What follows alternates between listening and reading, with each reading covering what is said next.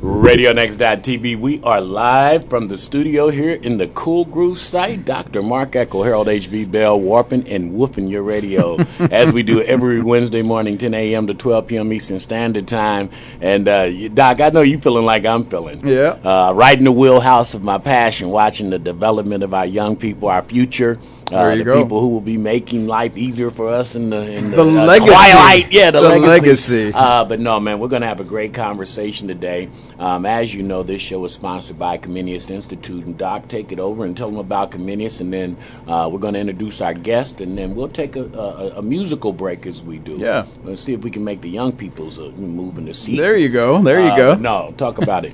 So Comenius, John Amos Comenius, the famous Moravian pastor from the 16th century, who actually believed that women should be educated. Still considered today to be the father of modern education and an important person in Christian and church history. We emphasize Comenius because he believed in Pan-Sophy wisdom that could be found anywhere throughout the earth. And his emphasis is what our emphasis is: warp and woof, the vertical horizontal threads that make fabric. Coming out of Colossians 1:17, by him, by Jesus, are all things held together.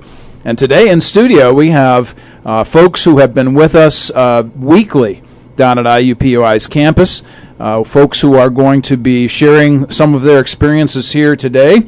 And we've got 3 right now. We're expecting more later on. But let's just go around the table here real quick and introduce yourself. Tell us who you are and what your major is. And then we'll move on to the musical break. Jump right in. All right, my name's Nathaniel Cantwell. I'm a computer engineering and applied math major at IUPUI. And, I really enjoy coming to Comenius each week, and it's very valuable to me. Good. My name's John Patterson. I'm going for a major in global and international studies, and I came to Comenius my first semester. Class schedule decided to keep me away from Comenius some weeks, but I did my best to show up when I could, because it was very, very helpful. Good. My name's Kelsey Elmore. I'm double majoring in English and paralegal studies. I've been at Comenius since the very beginning. So Yes, you have.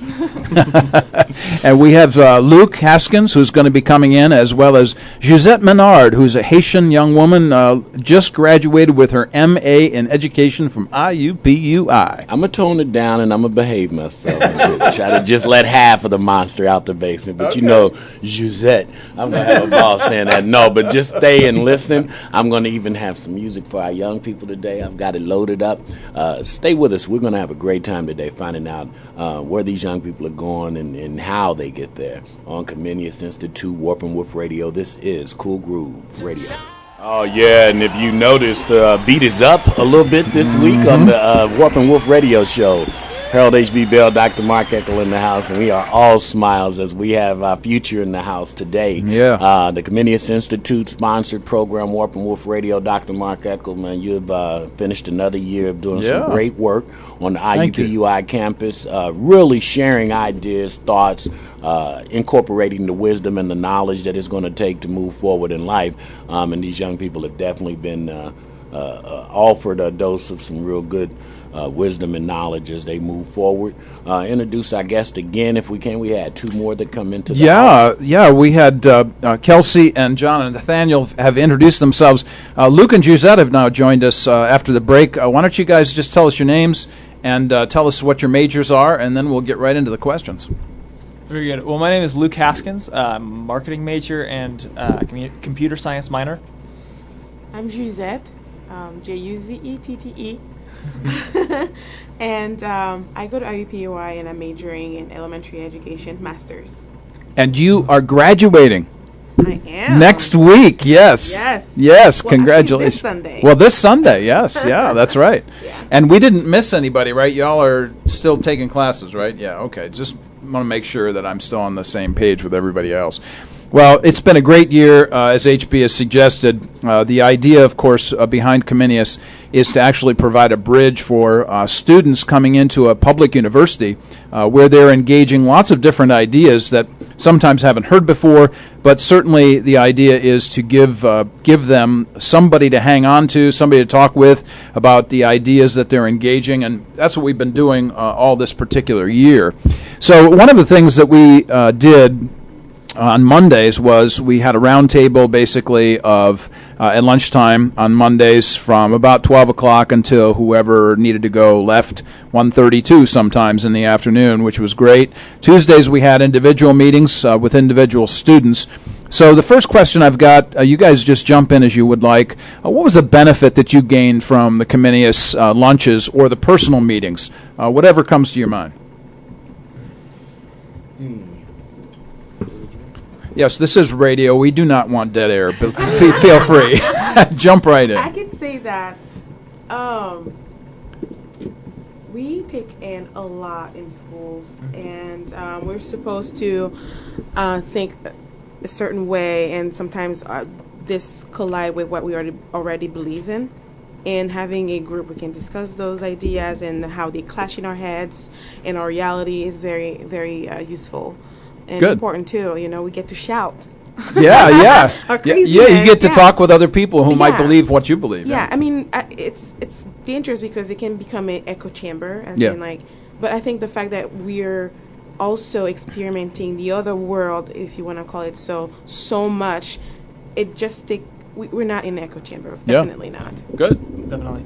I think it's interesting because I think the key to it is we're really learning to frame the things that we see every day that maybe we don't even think about, the things that we take for granted a lot of times. Those things just come up as we start to talk through our day and we start to think of, oh yeah, actually I had a conversation with this person and that led me to ask this question, and then other people bounce off of you, and it's really, really interesting to be able to talk with people about the little things that you kind of take for granted and be able to really frame it in a way that is meaningful for future encounters. And I think that's one thing that Comenius has really helped me with. Good. Yeah. Framework. Excellent.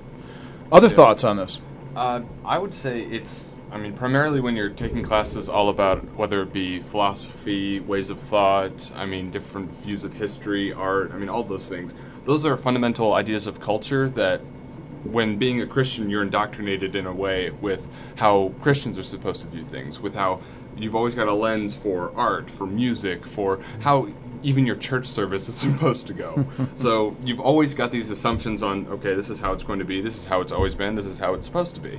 So being able to have a soundboard of when you're confronted with ideas that you've never heard before or seem maybe counterintuitive or counter to what you've grown up with being, this is the correct way to do this particular activity, whether it be saying certain things when you're talking with somebody or how you give a proper greeting or, just certain things that you've grown up with. It's always helpful having a soundboard of, okay, I just had a weird conversation with a person earlier. Can you help explain why this person said this?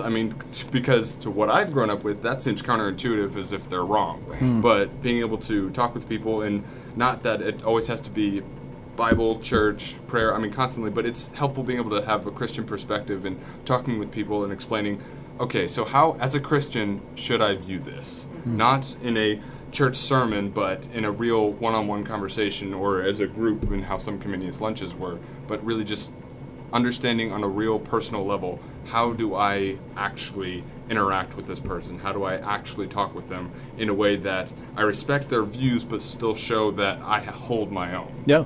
Good. Yeah. Other thoughts?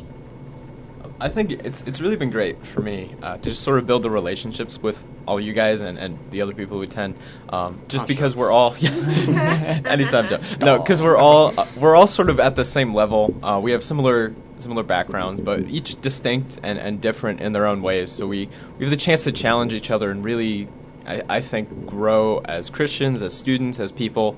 And that, to me, has been really valuable, especially because Comenius is a little more unstructured. It's not like we're going through a book and we have to stick to the chapter. We have 45 minutes of discussion, then 45 minutes of, it's not like that. It's very real, very down to earth, I think. And that's been a breath of fresh air compared to some of the things I grew up with.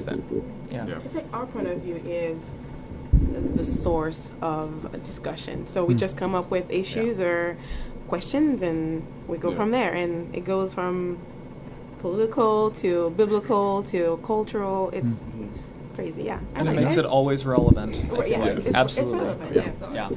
Dr. Mark, this is incredible. I work with young people all the time, and I think one of the main things that we lack in the educational process is creating identity, self-identity. How important has this been in making the transition of being kind of like managed in your household to this ownership that you have of life now? How important has having this forum on a weekly basis kind of helped you gather a little bit more sense of, okay, here's what I need to do as I'm an individual owner of my life now? Because it's easy for your mom and dad to say, this is what you have to do, much like you said, John. But how has it helped to have this platform here in the development stage of that? I'd honestly say when you're growing up, your parents are explaining to you how you should see the world, how you're supposed to act in different situations, how you're supposed to handle yourself in certain situations. With Comenius, it allows you to take what your parents have taught you, go into those situations, and then kind of get debriefed afterwards of, okay, this is what happened. Is this supposed to happen? Yeah. Because it kind of went sideways from what I had always been taught. Is that okay? Or am I supposed to act differently? Or was that the complete wrong thing to do and I just didn't know better? Yeah. I mean, it's really helpful in kind of being that safety net between reality, being able to be in reality, but still kind of go back under the protective wing of somebody who's much more knowledgeable in culture and society in general, being able to ask them the questions of, okay, how do I do this for real? Be nice to me. You can tell me the truth. I need to know. Yeah. So stuff like that. It's really, really helpful with Comenius. I always felt like it was really nice having Comenius, like, just at the beginning of the week, kind of just started off talking about academics and with a Christian perspective, just to start, at the very beginning, the assignments that you have coming up, because your parents, it's been a while since they've been in college, so it's always kind of nice having Dr. Eccles, who's very understanding about things like that. So I always found that helpful, just to start the week. So I come from a completely different cultural background, as you can tell in my accent. I'm not from around here. I'm actually from Haiti, and where we are quite conservative culturally, as in things are set in one way, whether we believe in God or not, which is there's a very low percentage of atheists in Haiti anyways, but whether you're a voodoo believer, Catholic, or Protestant, we are conservative as a whole. And I came here in America. I was 21 years old. I'm the only one here. My family is still in Haiti, and even though I was kind of on my own, I was still protected by this Christian community because I was first in a Christian college, and we all think somewhat the same way. We may have biblical or theological nuances, but it was still the same. I think that this ownership came alive for me when I started going to IUPUI in 2015, when my values were, like, I would say the word attacked. Challenged. Well, challenge is great, but attacked, because if I voiced my values, I was going to be shunned down very quickly. So it's not even a challenge if you're not even able to say what you think. So, Okay.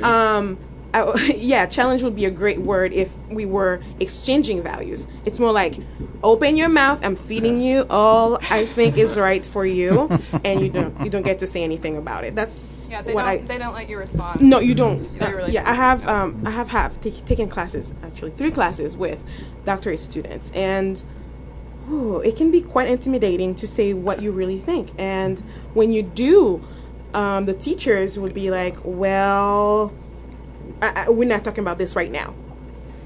That has been said to me once. See, and I hope the listening audience is understanding what this is today. We are experiencing real conversation, real thoughts with college students right now, not far removed from living in their homes, and now they are taking ownership of their life as they pursue, some of the wisdom and knowledge that was imparted on their family. As we go to the break, I want to leave this question off, Dr. Mark. I know, I don't do scripted. I do listening. No, And that's what's beautiful about what we do, because we're having a conversation. This is not an interview.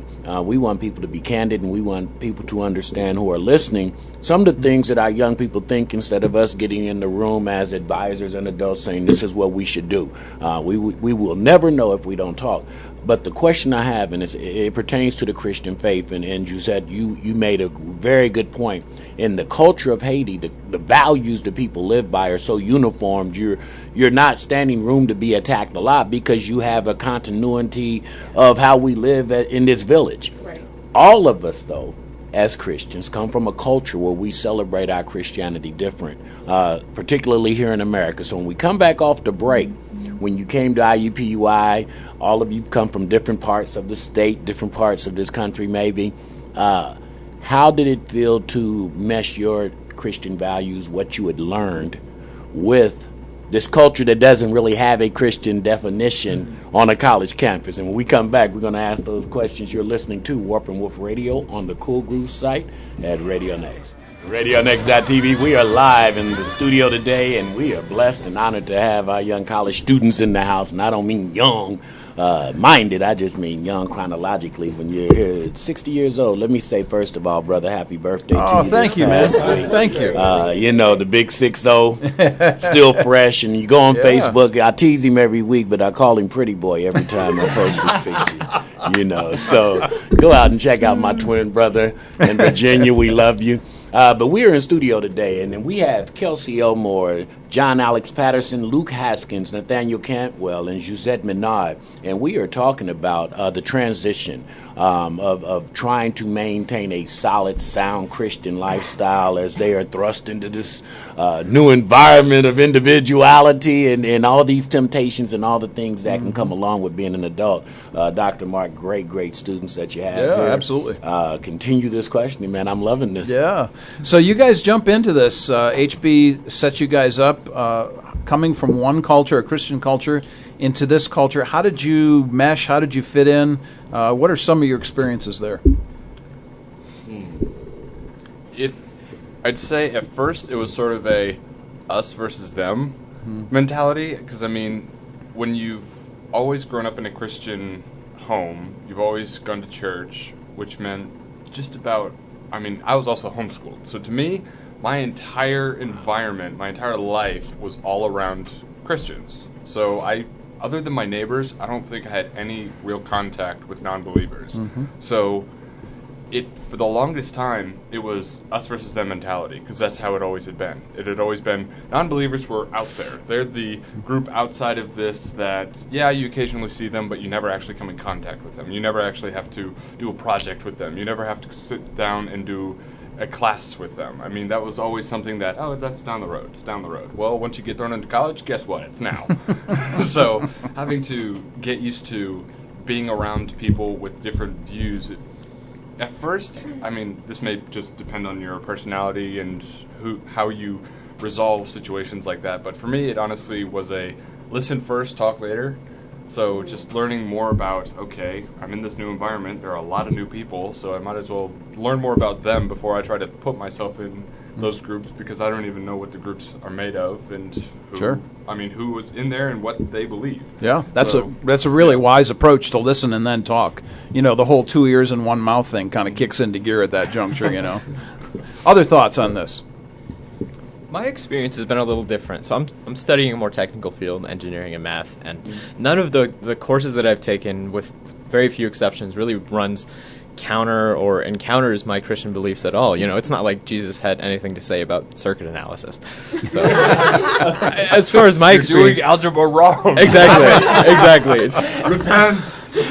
But I think the real danger for me is really just isolating my faith from the rest of my world, because so much of the focus in engineering is surviving, in a sense, you know, because the coursework is so intense, there's so much work that myself and many of my peers really feel like we have to just buckle down and trudge through every day, you know, working in between procrastinating, working as hard as we can. So the danger is, again, just not thinking about it, not bringing it into the rest of my life. And I go to Bible studies, I go to Comenius, I go to church, but the tendency, and I'm guilty of this personally, is just to leave it there, only to have it for the couple hours each night or on Sunday mornings. And that's not the way that we're supposed to do Christianity. I think Jesus said, go into all the world and preach the gospel to everyone. And that's the danger, is just not having the opportunity, not having those conversations come up at all in engineering. So that's something that I've tried to work toward, and something that I think Comenius has sort of helped me address, to just talk with other people about when things do come up, to how can I address this, bounce my thoughts off other people. Yeah. Jump in, Luke. I'm somewhere in between. So I as a business student, what we get a lot of is a lot of conversations about ethics. We get a lot of conversations about how to, in a business setting, set yourself up for success in a way that reflects you have character, whatever that means, integrity, whatever that means. And we go over these sort of very generic terms. And it's very interesting because I never would have thought, I kind of agree with John a little bit, because I do think, I would say there was a little bit of an us versus them mentality in the fact that when I came into college, I expected it was going to be me versus a bunch of people who'd be like, here, drink this, do this, and I'd be like, no, and it'd be like this big crusader for the faith, right? Pulling out my Bible and being like, let me show you exactly why not. But instead, it's looked a lot more like wolf in sheep's clothing in a lot of cases, because you've got all of these different things that are not bad things inherently, right? But they're isolated entirely from a Christian worldview. And for that reason, you go and ask anyone in that class, you go and talk to them, well, why is it that you believe that? And they have honestly no idea. You ask the teacher, and they're not really allowed to say anything, even if they're believers, and if they're not believers, they have nothing, to say. And so it's very, very interesting going and having these conversations and asking, okay, but why is that the case? And everybody just kind of stands around and says, well, that's the way that it's always been, and things just tend to work better that way. And that's kind of the agreed upon way of doing that. So I think it's interesting. A lot of times you are addressing the culture who may in some cases have what seems to be more common ground with you than disagreements. But if they are missing the fundamental piece of where that's coming from, then you have to address that and say, but where are you getting these ideas from? Yeah. The origin of ideas is one of the things that we've really talked about quite a bit this year. The concept of the starting point, the source of where does this come from. And it doesn't really matter if you're in engineering or in business or in education. Pick a subject area, pick a discipline, pick a field of study. The origin of thought is huge, because that origin is always going to have assumption basis to it. Anybody else want to jump in on this one? And because we're on radio, no dead air. Go ahead, Suzette. In education, it's kind of different, because we're not told anything about religions, but we're told about a lot of social issues and how teachers may or may not be the reason why certain ethnic groups are failing, and it really challenges you in a way that you never think that social issues would be this fragmented and this diverse, but yet it is. The reality is it is, and it affects you in a way that I never expected. For example, I come from a value where we are taught responsibilities no matter what. Like, Haitians are not cuddlers. They won't cuddle your feelings. They won't they don't believe in making their goals to make you feel better about yourself. That's not something we have in our mentalities. And here, the teacher in my class last semester told us blatantly that, yes, I'm going to cuddle certain groups because of reasons, because they're black or because they're people of color. And I'm like, well, how is that fair? Like, the question of fairness makes you question quite a bit of things, and it really gets into what would Jesus say, and people, and I know it's complicated what I'm saying, but I think that I wasn't expecting for education to be this complicated. I was expecting to learn how to teach, how to create a curriculum, but not this level of craziness that actually attacked my faith. Yeah. That's a good segue to. I was getting ready to ask a question because Yeah. we were talking about the us against them mentality, on campus as a Christian, and I was wondering, much like Scripture says, Jesus spent a lot of time out in the field with the them, so to speak. And I was wondering how much have you, being a Christian student at IUPUI, reached out to those who are not believers and said, hey, come with me one Tuesday afternoon and see. But when you were talking, Giuseppe, I was thinking how you use the word attacked, and it is a good word, because now you're not only having to deal with a new culture and a new clientele as a Christian, you're dealing with a whole new culture as an individual from a country who is totally, the educational process here, and I will agree with you, it is so watered down and so filtered down and so systematically biased that it's scary. And Mark and I have this conversation all the time, and we lived here all of our life, so I can only imagine what it would be like to come here and have to face the reality of what you think you're coming to versus what you're dealing with. But honesty tells me perseverance is a real deal, else you wouldn't be graduating getting ready to do it. So congratulations on that. But to that note, what is it like, and how is it when you are a Christian college student to say, come with me and just hear this? Because this isn't a religious mission. This is a spiritual mission, I would think, more than anything. How do you go about doing that? How do you invite people, or do you? Did you have... From I've moved around a lot, with my dad's job and all, but a common theme is that the weight of truth must be bared by a relationship that is already strong. So trying to just slam somebody upside the head with truth and say, this is how it is, this is how you should believe, have fun, let's do this. That normally doesn't work when you don't have a relationship with somebody in which they trust you. Because building that trust of, okay, what comes out of your mouth, I'm actually going to let it have an influence. I'm going to let it have an impact on how I think and how I view the world. So from what I've found, normally at the beginning of the school year, when you're just starting out, new classes, new place to live, new social life, new schedule, all that stuff, all brand new. Normally that's one of the last things on your mind is evangelism and trying to spread the word, because you're trying to think, okay, I got to make sure I get my feet under me properly and I actually know what in the world's going on.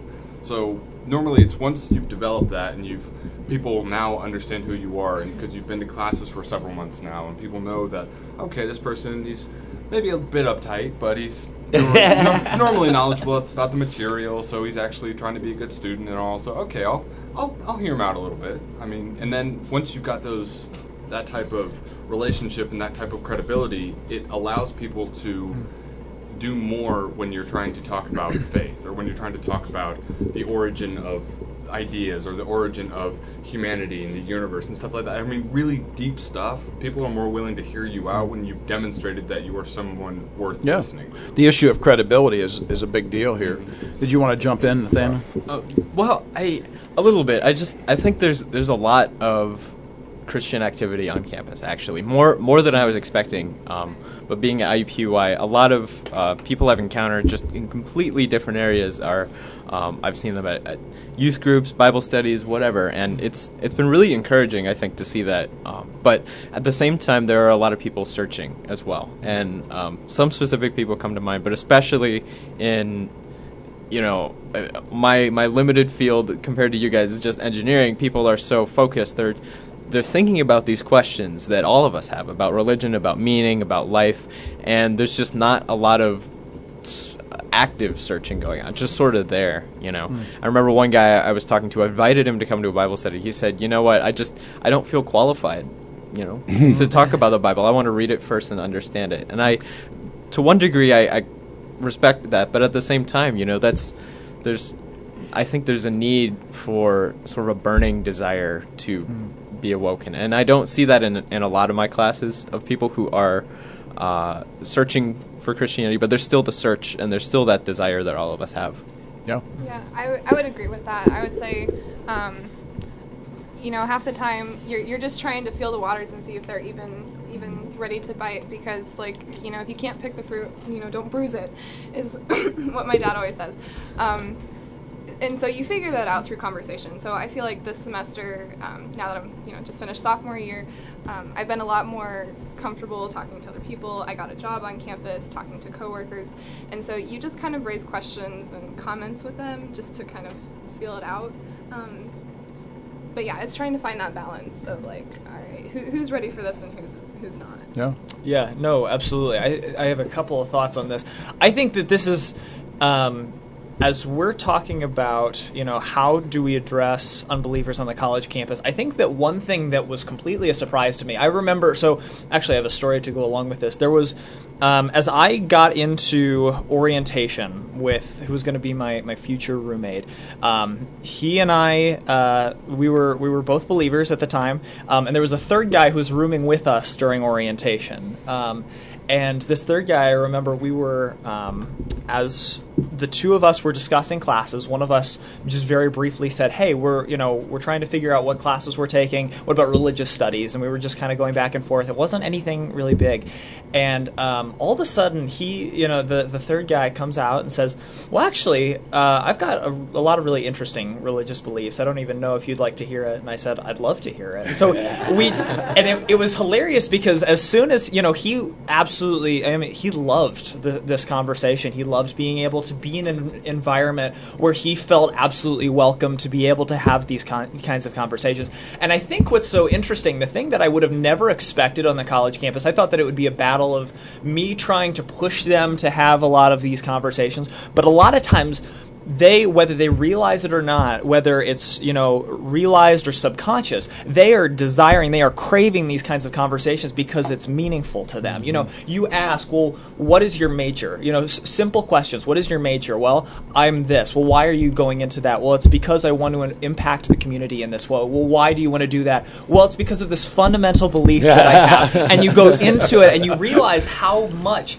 people are wanting to talk about the core beliefs, the things that are most, valuable to them. And I think that's something that's very, it's very important. And so I think critical questions are absolutely key in having those types of conversations. In radio land, that segue stuff, man, that is power, because what you're saying is people are attracted to the light. Right. Yes. And if you represent who you say you are as a Christian, people will be attracted and start asking those questions like, how come you're like you are?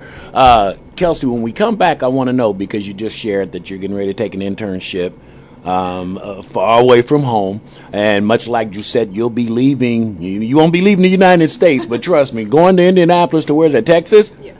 You're going to be leaving the country, so we're going to come back and we're going to find out more from these great individuals here in the studio with us today on Warp and Woof Radio. Stay tuned. RadioNext.tv on the Cool Groove site, and we are in studio, and I call them the Fabulous Five in studio with us, man. We've got Gisette Menard, Nathaniel Cantwell, Luke Haskins, John Patterson, and Kelsey Elmore, and we've stopped with you, Kelsey.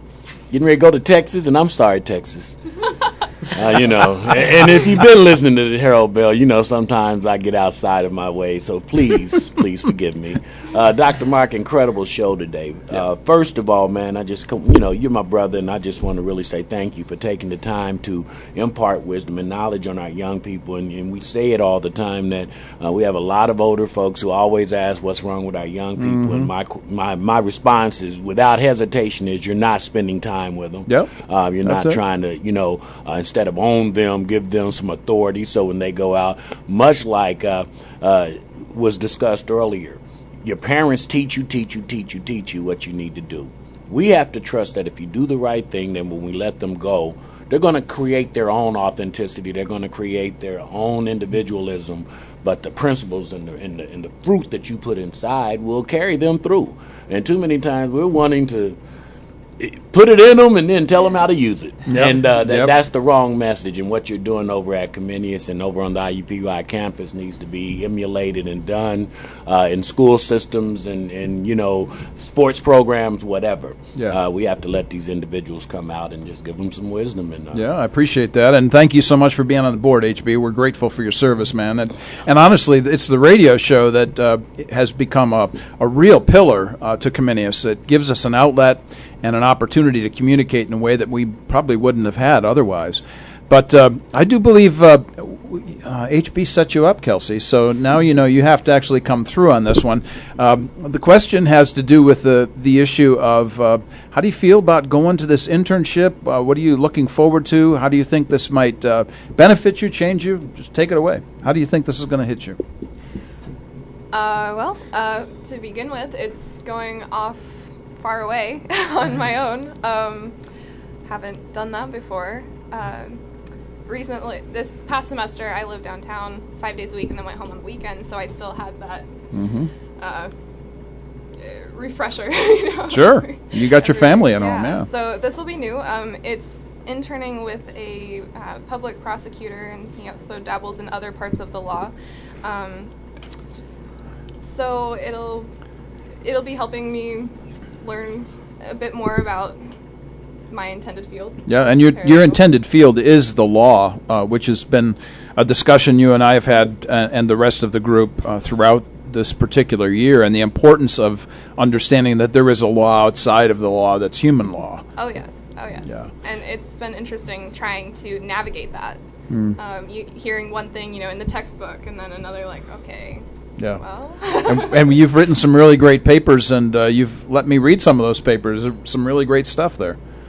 Yeah, those were between my English major and my legal major. I've had a lot of deep thinking I've had to do for essays and stuff, working with things like rape culture, with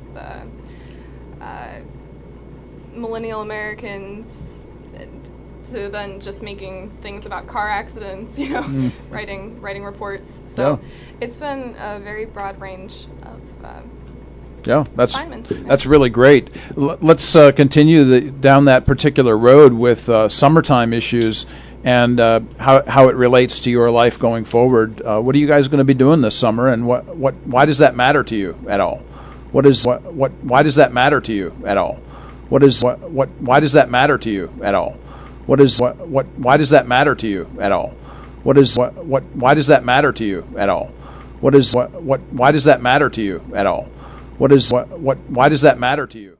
What's going on? Go ahead, Nathaniel. Well, I'll be taking a couple classes first session, linear algebra and economics, so that'll be fun, but I'm also looking to do a bit of research with one of my professors, so that's exciting, getting my feet wet, just familiarizing myself with the territory, but really in the summer I think it's a great opportunity to learn stuff, and for me personally, my goal is to just do one or two things this summer and really just do them to completion, and that might be learning piano, might be learning something about computers or whatever it is, and there's always money and trying to get a job, so that's a thing too, but just try to relax and enjoy the summer a bit. Yeah. I feel like it's taking the opportunity to learn something that you're really interested in and not have to worry about impressing the teacher or getting good grades, taking care of that GPA. I really enjoy being able to take advantage of that. That's a good thing. Well, it's so true. I mean, in the school year, especially my classes, I felt like I've been so busy doing the homework that I haven't had time to learn the material, Exactly. and when I do learn, the little bit that I do learn has been extremely valuable, but I'd love to just delve deeper and really take the time to dive into what I want to dive into. So that's something I think summer is good for. There's always such a difference between taking classes over something, which is usually you have to do that. You have a certain book that you have to read and things like that, which a lot of times can be very helpful in your knowledge going forward, and I don't discount that by any means. But when you go and you take the time to go and, for example, learn a language, that's something that I've been trying to think about doing. So go and look into possibly learning different languages, learning Spanish, French. I would absolutely love to be able to do that. And so I feel like the more time you invest in that, it's such a rewarding experience when you kind of go out of your way and you start to do the reading and put in the work because you really care about the material that you're going over. So, yeah. It matters. The issue of diving in deep and then skimming the surface, I've always, this is my little harangue, so give me 20 seconds on this. One of my little harangues about university settings is it's a slam and jam, run and gun kind of approach to knowledge. And university doesn't give you an opportunity to slow down and think through and consider other options and so on, because everybody is, and here's the famous phrase that I absolutely disdain, cover the material. Absolutely the worst phrase in education. So, other comments here about summer that's going on? Well, I'm actually going to IU Bloomington for a Russian language intensive. Oh, Russian language. Boom. Big stuff. Yeah, it's basically a month long, but it's called an intensive because in about the span of, it looks like it's 3 weeks, but it's called a 4-week program, but it counts as if you've done 2 entire semesters of the language curriculum at IU Bloomington. So, yeah, that's going to be rather interesting. I mean, my goal is to become fluent in it, so I figure this is as good a place to start as ever. Man, the president's going to put you on speed dial, man. Look out. I love it. Check you out learning Russian. This is big stuff. Yeah, this issue of being ready for the world, HB. Here we are. Speaking of ready for the world, I always have to ask, because I'm a Christian guy now, and I think I'm better than I've ever been. But, Lord, I'm thinking when I was 19, 20, 21 years old, man. My grandma was up there shaking her head right now. Question I want to ask. This seems to be a great recharge center, just much like you said, Kelsey, like every Tuesday, get your week starting right. You go to church service on Sunday. Tuesday, by the time you go to school on Monday, you need some more Jesus. So what I'm asking is, with the summer being out and this recharge center where you used to go to your refuge to say, okay, I know there's a place that I can go and keep my faith strong and fellowship with other people who feel like me, think like me. How in the summer do you maintain, or do you say, let me keep this feeling, this spirit alive? Because you know how the devil is, that idle mind, is the playground, and you don't have your resources with you, your partners with you. How do you maintain keeping strong and keeping your faith solid without this during those summer months? I'd say one key to it, as you said, a lot of times idleness is the devil's playground. So I would say a lot of times you do have to go and make sure that as you have this free time in the summer, and you have this time that's kind of, you look at it as this beautiful unstructured time. And it's good, but you have to make sure that you're investing it well. It's sort of like if you've been given $100,000, right? And you have to go and spend it. What are you going to spend it on? And you have to make sure that you're investing it well. Otherwise, it just kind of goes to waste. You start to realize over time that without you having meant to, you could have used that time in better ways. And so I would say a couple things. First of all, being around people who are also passionate about continuing to learn more about Christ and to be able to do Bible studies and those sorts of things. All of those are very good things. But again, I'd say going and making sure that I have, personally for me, having a very structured schedule and making sure that I am using my time in the way that God would have me best allocate it. So good. Other thoughts about the summertime? I'd say it's integral. No, go ahead. I'd say it's integral to have a, even if it's a semblance of a structure, having a structure is the skeleton on which it allows you to spend all the rest of your time. Because if you don't, you'll just lay around, be lazy, push things off, because you have no rhyme or reason to get up and go do something. If you have something scheduled of, at this time, at this place, I'm going to go and complete this task, even if it's menial. I mean, every Saturday I'm going to clean the house, or I'm going to clean my room, I'm going to deep clean, I'm going to vacuum, I'm going to pledge all the tables, I'm going to make it all nice and neat, make my bed, everything. It's at least a form of structure on which you can base everything else that you want to do around. And So- nobody listening to this would be at all surprised that you want to go into the Marine Corps. This is exactly where John wants to go, and his mentality is, we got to get those corners straight, man. Look out. Absolutely. One more question, because I told you I'm over here, man. I'm loving this. Giuseppe, just one more question for you. The culture shock of coming to America, number one, and the educational process, number two, how we do our Christianity in this country. Are you going to stay in America to be a teacher, or are you returning home and go to be an educator? I have one more year here in America, so I'll take that. I'll be a teacher, hopefully, in a classroom. Okay. Yeah.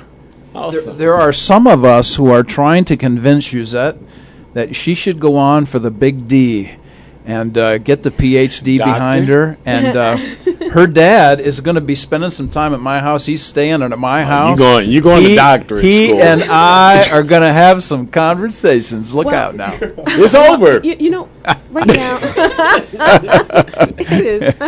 Well, right now, when I started out my education journey, I started with the goal of becoming or earning a PhD. That was the goal from the start. But you know, as of right now, I'm just finishing my master's, and I'm a little like senioritis all over again. And also, from what I just learned in education, the way that like political and social current is right now, I wonder if I want to pursue I mean, I may pursue a PhD, but I don't know if it's going to be in education because I don't like the outcome. We're creating a huge, and I meant to say that at the beginning. It's like the clash that we have. It's not because it's, well, I would say that we came from, for the Christians, we come from an echo chamber of Christianity all over the place. We go to university. It's another echo chamber, and those two clash. And I know people don't want to think I would expect that at universities would be the free exchange of ideas, and you're free to say what you want to say. But the more I'm understanding, the more I'm realizing that you're supposed to think a certain way for you to be for your views to be acceptable. And it doesn't matter if you want to talk about Christianity or not. It's just a matter of what are your views what are your world views, and you need to be careful in how you say it because it's not acceptable. And vocabulary is critical. I mean, yeah. I keep getting responses back on like the words you said here. Yeah. Right. Here I am not a very politically correct person. I mean, as in, like, I don't want to say that we need to be careless about others' feelings, but I'm not about to bend the truth just to make someone feel better about who they are. Yeah. So I think that's where education is heading right now. We don't want to tell people the truth anymore. We just want to say, well, everything is equal, everything is acceptable, and we know it's not. It is not. It's a very interesting discussion point. That's probably a discussion for another 2 hours right there. Right. I'm really glad, Kelsey, that you brought up the issue of vocabulary, because words and choices of words, definitions, we've talked about that all year long, actually. Right. HB, do we need to take another break? We're going to take one, but on the note of Warp and Woof Yep. and combining wisdom and knowledge, you bring up a good point, Giuseppe, because here's the truth. As you continue to grow and develop as young people, you must understand that everything is an echo chamber. Everything that you do, whether it's pro football, whether it's culinary arts, whether it's PTA, whatever you do where there's more than like one or two people, now you have this system that is going to be detestable sometimes. Right. It's going to create almost a reaction of making me say, no, I don't want to do this anymore. But you have to say, okay, for the betterment of our culture, the betterment of our society, what parts am I going to give, and then what parts am I going to just have to deal with that are distasteful? I think that the shock was more of the fact that we've been told for so long that university is that one place where we break the shatter of the echo chamber, and then you realize, like, oh, no, it's not. Well, I felt like that when I found out it wasn't a Santa Claus. You know, it's like... We're going to come...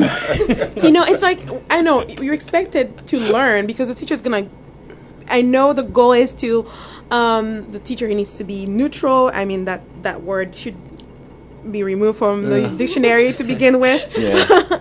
But That's not It's it. not true. And that's why we're here today, and that's why people listening to you right now are hopefully gaining some wisdom and knowledge, because this isn't secondhand information. This is straight from the mouths of our young people who are going to be leading us tomorrow, taking care and making the bills and the policies that we live by. We're going to take another break. The youngsters said they didn't need all that hip-hop and that little fast beat stuff. All right. See what they know about this, Dr. Mark. You're listening to Warp and Woof Radio on the Cool Groove site. Dr. Mark Echo. Yes, sir. Nothing like love, man. This is absolutely wonderful, and we're here talking to 5 IUPUI students, all in the midst now of making career changes and life changes while they maintain their Christian walk. This is incredible. Comenius Institute every Tuesday during the school year over at IUPUI allows these students to have a hub, a place to go and share values and opinions and ask questions or whatever. Unbelievable, bro. This is the second year in, right? This is the second year, and I'm just thrilled with the program that we have. And it's very, very distinctive. We don't do Bible study. We don't have a curriculum. We don't read a book. We really just take students where they are with the academic, intellectual questions that they have coming in and out of classes. And quite frankly, that in and of itself is a whole curriculum. So the opportunity to interact with these kinds of ideas and help students think Christianly about them is huge. I wanted to kind of extend this discussion now into your local churches.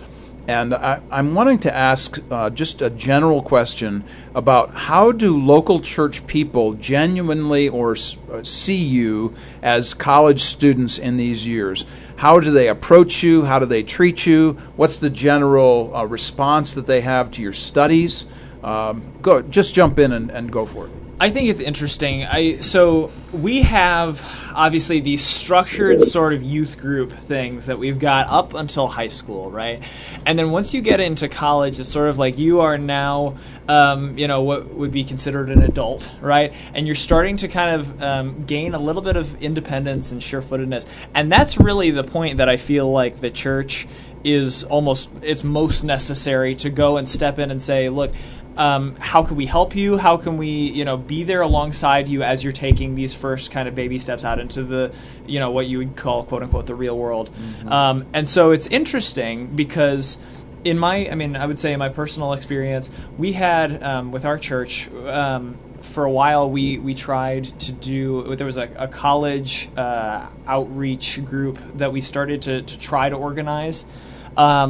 And as time went on, I guess it just sort of fell apart. It was something that, unfortunately, there just weren't enough people that were coming, and they didn't. It was difficult to figure out how exactly to connect, because again, you're not quite dealing with kids. You're not quite dealing with fully independent adults. You're kind of in this middle ground, and so it's very interesting. I think. Having something like the Commenius Institute has been very helpful because Dr. Mark has been so faithful in just pouring out questions and talking to us and really investing his time in us. I would say that that's something that I love the church and I love my church, and I think that there is definitely room for improvement, and I want to see that hopefully very soon. I'm coming from, we just changed churches, about a year, a little more than that ago. And the difference, I think, growing up in a more kind of conservative church where, you do youth group and everything is very structured like that, I think the response in college has been different, and mostly because of changing churches like that. And getting to see the types of interactions we have. We have a college group that meets every month or so, and we just kind of hang out and get to know each other. It's a really fun time, and there's a couple people in our church who really care. But I go to Tabernacle Presbyterian over on 34th and Central, and it's nothing but good things from people who are just really caring, really loving and genuine people who care about you and care about where you are in your education and your faith, and that's the way I think it should be. It's just, I can tell, and I'm sure other people can tell, just the investment and the care. And I think as Christians, we have to really reach out in that way, to just care about people and express that in a way that makes them feel loved and understood and validated. So. Do you think there's a need in the church generally, or specifically, for an academic intellectual enterprise? That is, that the church ought to esteem this or look for opportunities to be engaged in the university beyond the Bible study, beyond the worship songs, beyond the prayer meetings? Not that there's anything wrong with any of that. That's not my point. But how does the church engage that, or how would you like to see the church do that? I would say absolutely it is necessary, primarily because when you're growing up, you're being taught the theory of being a Christian. When you become an adult and you get out in the real world, you're now in the application. And as just about every single aspect of history has shown, there's always a gap between theory and application. In the case of college, that literally is the gap. You are being taught the theory of academia, of adult education. You are now applying the theory that you learned as a child, and you are going to hold that theory on into your adult life, or you're going to ditch it. I mean, that it is the most vulnerable time and yet the most important time for growth. Bright man. Yeah. No, because theory versus application, here's the problem. By the time we figure out scientifically what the theory is, time has changed. For instance, the theory that we live by, Mark and I, as I'm approaching 60, you just turned 60. but anyway, no, the theories that were taught to us were this data, all this information gathered on how we should do what we do. Well, by the time we get this age, that era is so over that the transition that needs to be made to the information technology and all these things that we're living in now, nobody was preparing us. They were saying, for 10 years ago, you should have been doing this, and right now you're here. So this theory and this, what we taught you, the application is no more. With that being said, what does the 21st century church look like to the millennial? Because we were all in buildings and brick walls with this structured, regimented, can I say it? My grandmother, I said it all the time, the first thing I knew about church was I didn't want to go to hell. I didn't know anything about the grace of Jesus walking this earth. I didn't know anything about building a personal relationship with, I didn't know any of that. This was the first thing I knew about church was scare you so you wouldn't do any wrong. And that was your Christian principle pretty much. Where is the 21st century church from the millennials' viewpoint? The millennials are seeking relationships.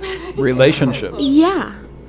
We need somebody to walk alongside us. As in, as you said, in the past, religion or faith was a fear-based faith. Today, that doesn't, the word hell doesn't mean anything to most people today. Even, we use it as a cuss word. And so, it's watered down. And while the reality of hell is still true, and it has not changed, as the Bible says it, but what it has become in the mind of many young people is no longer the same thing it used to be back then. And as you can see, we're glued to our cell phone, and there's this sense of being in relationships, or have relations with a bunch of virtual friends, and sometimes I think that we need to be snapped out of it a lot and be brought back to reality. And the church is not doing a really good job in helping us with this one. Okay. Relationships. Go ahead. Well, I feel like we've gone to the other extreme, like you said. Yeah, it's all about, you talked about hell when you were growing up. Grace wasn't really present. Now we've gone to the other side where it's all about grace. And ain't no fear of hell. Exactly, I agree. Yeah, I think that pastors are afraid of telling that because we have this idea of God is so loving, and God is also a God of discipline and justice, and He doesn't care about your feelings that much. He has conditions. And we're very into protecting people's feelings, and because I think that, again, we're doing the protection of feelings because we want people to feel like they are loved and relationship. And I feel like even in schools, teachers are telling students how to build on relationships, and it doesn't always work. But there needs to be a content to that relationship. Exactly. So, other thoughts about this? The ideas that are here. What does the church need to do to help you guys academically, intellectually, or take it in a different direction? I'd say it's honestly the realization that when discussing academia in terms of the Christian Bible and the Christian principles, it's the realization that being a Christian is about balancing the two extremes. It's about balancing the truth with grace. But the thing is, you can only have grace when there's a standard you're not meeting. Grace only can be applied when you aren't making the cut. And you're given grace of, okay, you're not meeting this standard that has been set before you. And in terms of Christian principles, it's the standard of perfection in which all humans are incapable of. It's the fact that Jesus is now bringing you up to that standard and walking with you to help you maintain it. So in most cases, it's now a matter of doing that in terms of having people walk with students, having a mentor that it's not a, hey, every time we meet we're going to talk Bible study and talk about Christian principle. It's, no, tell me how your day is. What are your classes talking about? What are you being challenged with right now? What is the pain in the butt professor who's smacking you over the head with, you are wrong, you are wrong? I mean, having somebody that, hey, this professor is beating me to death with this material, and I don't know what I'm supposed to do here. I am at my wit's end. I feel as if I'm being beaten and abused by Satan right now through this person, and I can't figure out how I'm supposed to respond to this. I mean, it's that type of backup that you need, because we can all throw a temper tantrum, but doing it, making sure it's within its proper context, and that you don't have to lay down and take it, but you still need to act with civility, and you still need to explain your points of view, but with grace, but still showing the truth. Yeah, no, 100%. What we need is investment, I would say. Investment of time, and not, I mean, we see, the Ken and Barbies around us all the time, the happy plastic people that walk around and talk about, they very superficially ask, how your day was, but they're checking their phone the entire time. They don't really care. They are trying to have a conversation that makes you think of them better, right? That's sort of the thing, am I presenting myself, well, it's such a self-focused thing. And the more that you are, the more that we see people so focused on themselves in conversation and just wanting to talk about themselves, when a person comes up to them who is actually asking questions of genuine interest and really wanting to invest time into that person. My roommate that I've had for 3 years, I remember meeting him, and I love telling this story because in high school, again, I would go to these different events, these social events, and I would find, it would be fine, it would be good.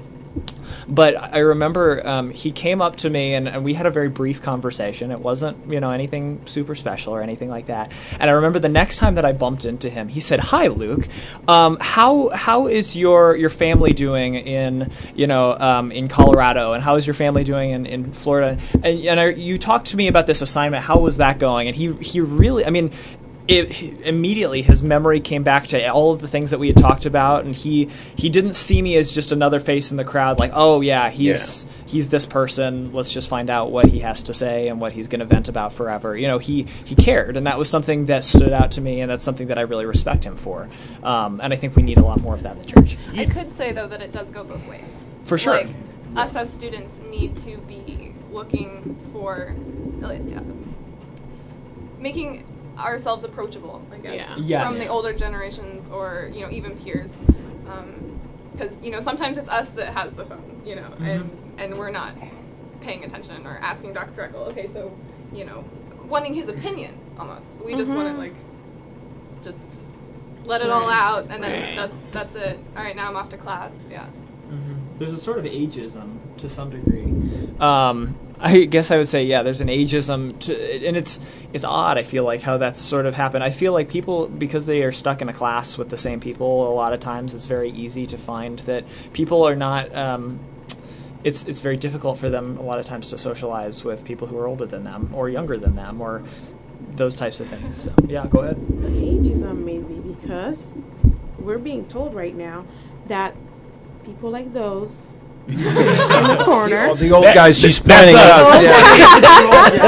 us, are uneducated because they're not evolving with the new social point of view. So if you stay, and I think that I meant to say that we need to be reminded there is a standard after all, because we are being bombarded by relativism in our classroom.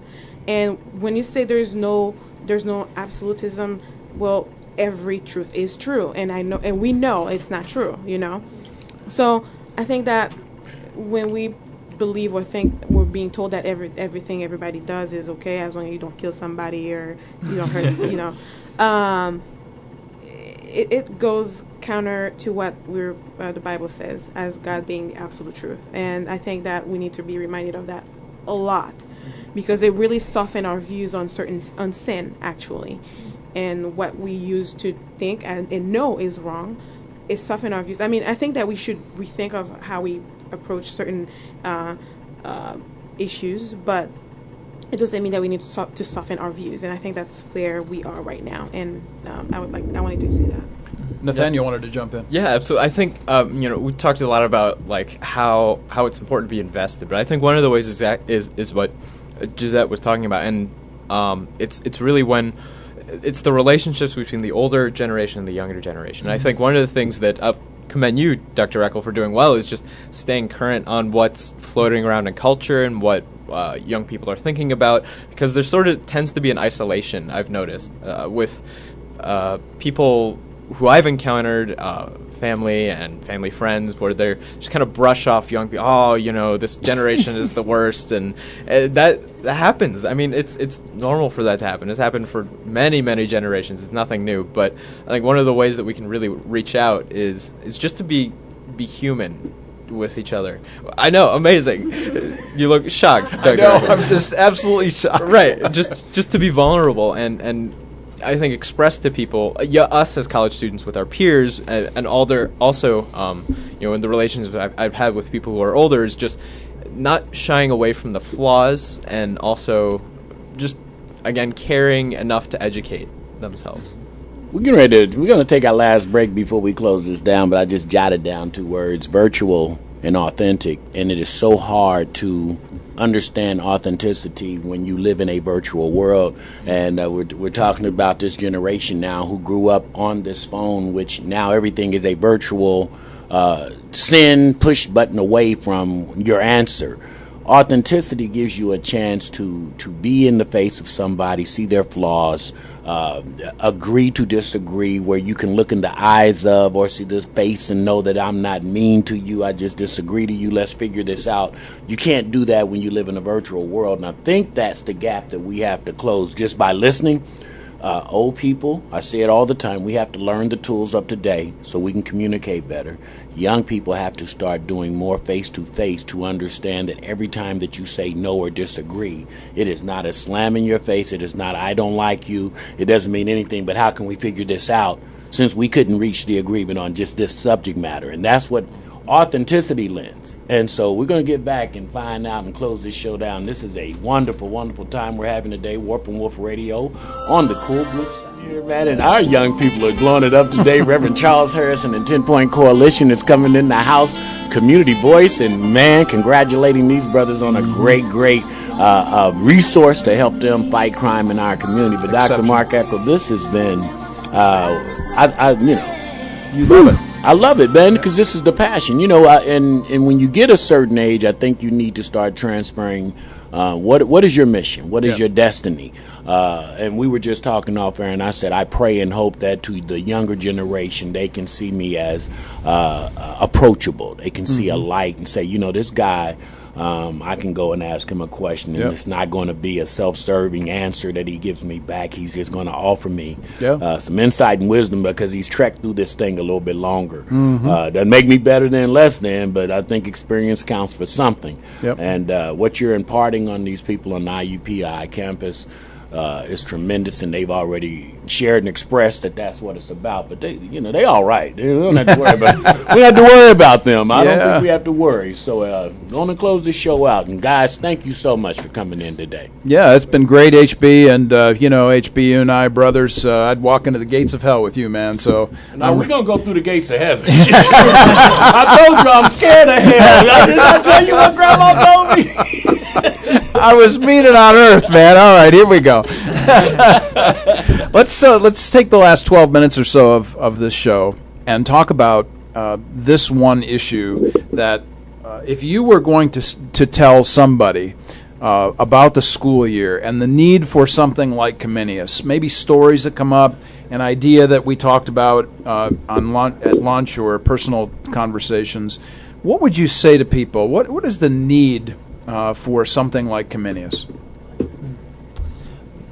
You know, the other day I think of a text that it was a very simple text that I sent to Dr. Mark, and as I was sitting and getting homework done, I looked over and I saw a booth, and on that booth it had I was looking to see who they were representing, but it was this man and a woman, and they were representing the People for the Ethical Treatment of Animals, and I was starting to look through some of their things that they were doing.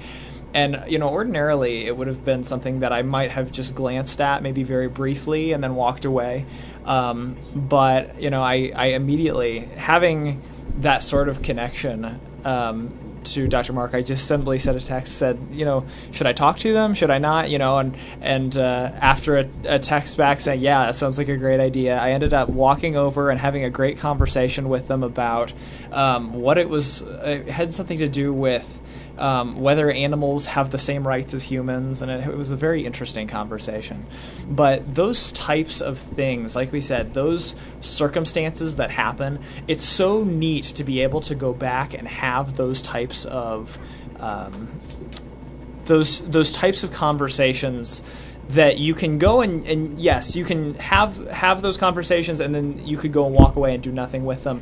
But Comenius, I feel like, is very, very helpful to, once again, give it a Christian frame of mind and be able to really discuss with Christians, you know, how are we to address the worldview of the culture that we're walking in all of its forms, you know.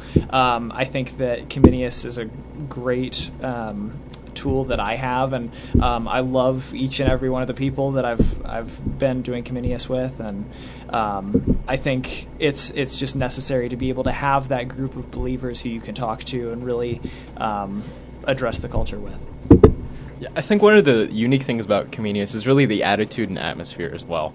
It comes, to me at least, it comes off as a very academic sort of discussion about Christianity and about life, as opposed to, like, you know, the classic, think of a trope like a youth pastor, you know, like trying to be cool with the kids, but he's still like 32. His hat backwards. Yeah, exactly. It's like, okay, you know. But I think what I really have enjoyed about college is the atmosphere of knowledge and of learning, and how that is such a central focus of all of us right now in our lives, that it from my understanding, won't be quite as central again in our careers when we're trying to work and we have families and different goals competing for our attention. And I think now is the time to really pour into that atmosphere of learning. And one of the things that Comenius does is treats this opportunity as learning, and not so much as a, you know, like a, hey, I'm gonna love on people, man. And you know, it's there's a lot of that. There's a lot of really, really cool opportunities, and that's great if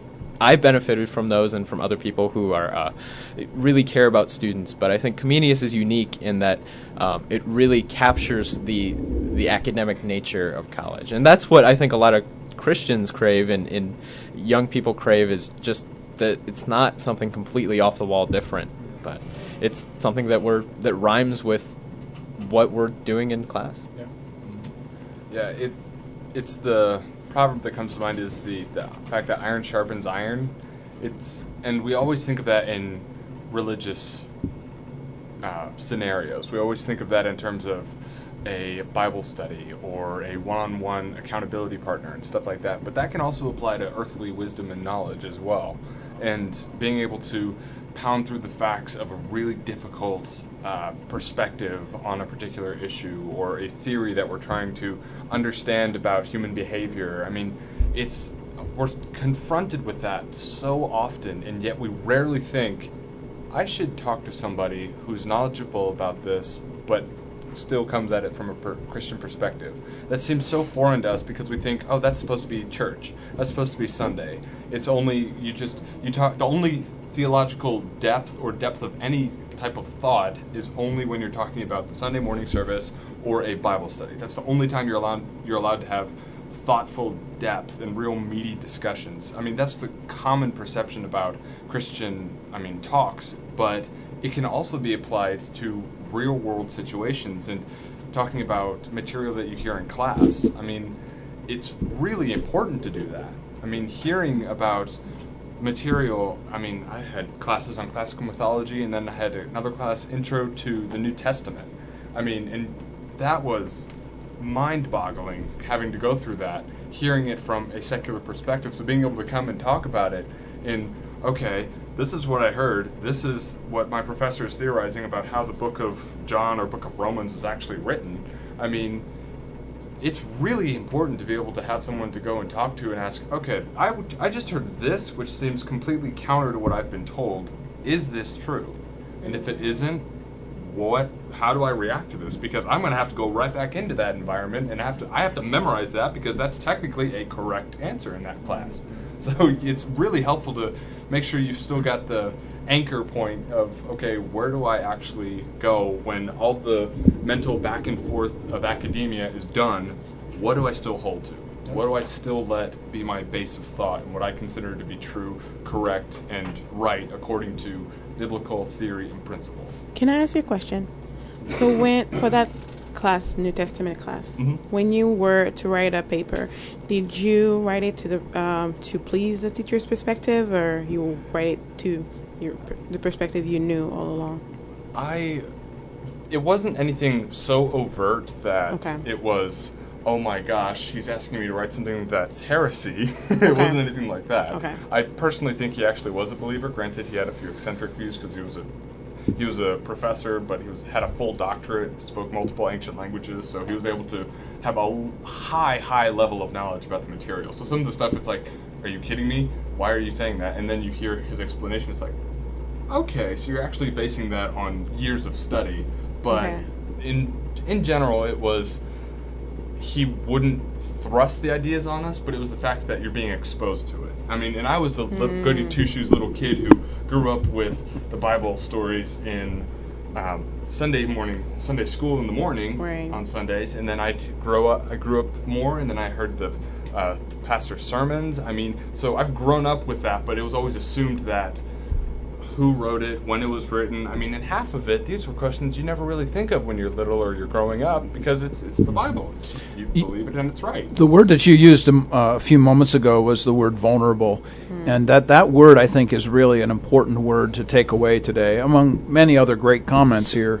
The idea that you are susceptible to viewpoints that, first of all, you haven't ever heard before. Secondly, you haven't been prepared to hear before. Third, you haven't been given the tools, that is, the intellectual academic tools with which to encounter these kinds of ideas. And then finally, you're up against somebody who's older, who has lots of letters after their name, and these folks are college professors, and for whatever reason, under God's good son, I have no idea why this is, why college professors somehow are esteemed beyond all other people. I'll never understand that. But you are up against all of these kinds of real pressures, I think, and I think that's really the bottom line for what you're suggesting, and really why Comenius exists is that we don't want you to be vulnerable during these periods of time, but have something to connect you to not just the church, but to the ancient historic Christian belief. HB? I just have one last question, and you can answer this real quick. What would you tell the mature Christian person that sits here now versus the one who entered college as a freshman, kind of naive and green to real world living, and now being on your own and making decisions on your own and still maintaining your Christian faith? What would you say to that person entering college? Oh man, did you have something? Look, they squirming now, Dr. Mark. Well, I think one of the things is just, it's not really as bad as you think it is. Okay. When I was young, I was like, oh my goodness, college is gonna be so horrible, blah, blah, blah. And it's really not that bad. I thought it'd be a ton of work, that I would never sleep, never have a social life, and no, I have a social life. I sleep. I'm some weeks less than others, but yeah, exactly. So people are people. It's not it's not this big scary thing. One thing that you come to realize is that there is a big problem on college campuses, but we have an even bigger God, and that's kind of the crux of it. Is we walk into it and we feel like completely, we're wondering if we're even going to be prepared, and in a lot of cases, it's God who does the work, and for that reason, we just need to be faithful to step into the position of being able to go where He calls us. And that's the thing too about faith, just being faithful. I mean, it's just, even when you don't have the answers, just realizing, well, they're there. It's just for us to discover later, perhaps. But till then, we just, keep going, stay solid. I would give one warning, though, is that Satan is a master of deception. Yes, and in sir. college, it's so easy to get hooked into the schedule of my classes, my extracurriculars, my social life, sleep. I mean, it's those. So let me things set right my Bible to the side Exactly, today because I exactly. have so much to do. Yeah, and it's the idea that you may have one of those professors or a regular class that brings up material that you know is wrong, and it's like hard line of, no, I'm not going to believe that, no, I'm not going to believe that, no, I'm not going to believe that. But you get so focused on that one area that it allows Satan to sneak in other stuff that you're not paying attention to because you're not paying attention to the fact that maybe that's the distraction. Maybe he's making that person be like that, so that's the only thing you see. So then you don't hear all the little one-liners and bits of conversation that you hear all the time, but you don't realize Satan's actually sneaking in ideas here and there. He's sneaking in doubts that you may have, and you have no idea where it came from, but it's because after over a semester, you've heard it 30 times, maybe 40 times. You've heard it enough that now it's in your head, but you don't know why. You don't know where. It's all of a sudden there, and you don't know what context it's in. So you don't know where to go and where to look and how to actually combat it because it's just all of a sudden there. So I'd honestly say be vigilant, and it is oh so important to be vigilant because of that right there and how easy it is to be deceived. And even when you think you're hardlining and doing, it's like, yeah, I'm doing well, I'm defending against Satan's attacks. It's like, well, you got to pay attention to your rear and your flanks as well, on top of what's in front of you. Well, I would add that what we're dealing with is not different from what the non-believer is dealing with. They have the exact same questions we do. And a lot of times I think that I would say that church needs to prepare us to start saying, I mean, yes, we are the light, but when it comes to the reality of life, there's not a hard line between the Christians and the non-believers, because what makes us different is because we know the truth. But we are in the same boat as they are. And probably we need to think about the fact that it's us versus them in a sense of like darkness versus light, but when it comes to the walk of life, it's the same thing. We are going to need to shut this baby down today just because we have the 10-Point Coalition coming in, and you will not want to miss their show. They're wonderful opportunities that they've engaged in, but they've got some great new news here this week, too. So we're looking forward to having them in. Next week, actually, we're going to be listening to and talking with Dr. Daniel Watson. And one of the key questions for Daniel and I next week will be, what is the need for African-American professors in conservative evangelical seminaries? This is a very important topic, not just to me, to HB, to Daniel, but to really the church as a whole. As an African-American professor, it's going to be really great to hear his words on this. But this week we have had the wonderful opportunity to have Comenius students in, Gisette, Luke, Nathaniel, John, and Kelsey. Thank you ever so much for being here. We're really grateful for your lives, and Godspeed for the rest of life. Are you giving them the big cheer there? You give them a cheer. My pleasure. Yeah, thank you so much. You've been listening to Cool Groove Radio at the RadioNext.tv site. And this is Warp and Woof Radio. We come to you every Wednesday from 10 until noon. Next week, Daniel Watson, and we're looking forward to that. HB, thanks again for carrying the ball with us today. Grateful for that, and we'll see you next week.